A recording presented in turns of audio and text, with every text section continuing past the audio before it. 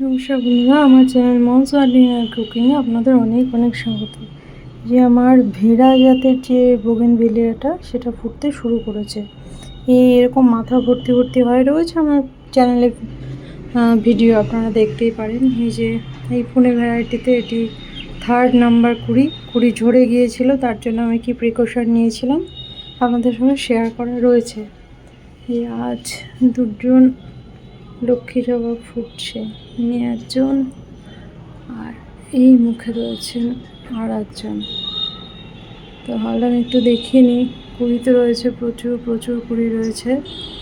এই জন্য না বন্ধুরা প্রুনিং করতে বলি, কারণ জবা ফুল তো মাথায় মাথায় হওয়ার টেন্ডেন্সি, এদের নেচার এটা।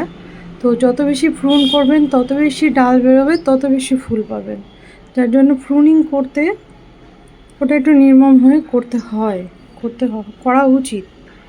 একটু ফুল, আমরা তো আর সেই যারা এত উঁচু তলায় বাড়িতে থাকি, আমরা তো আর নিচে নেমে এরকম করতে পারি না। আমাদের গার্ডেন মাটিতে হয় না, টবে।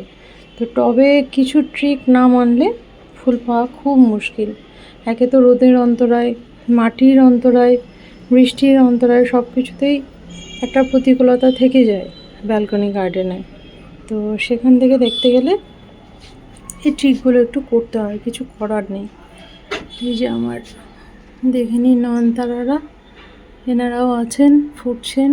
একটু বেঁধে দিয়েছি। এই যে মাটি একটু শুকোলে আবার জল দেবো, কারণ নয়নতারা খুব বেশি জল পছন্দ করে না। বৃষ্টির জল তো বহুবার বলেছি, বৃষ্টির জল থেকে বাঁচাতে হবে নয়নতারাকে ভালো রাখতে গেলে।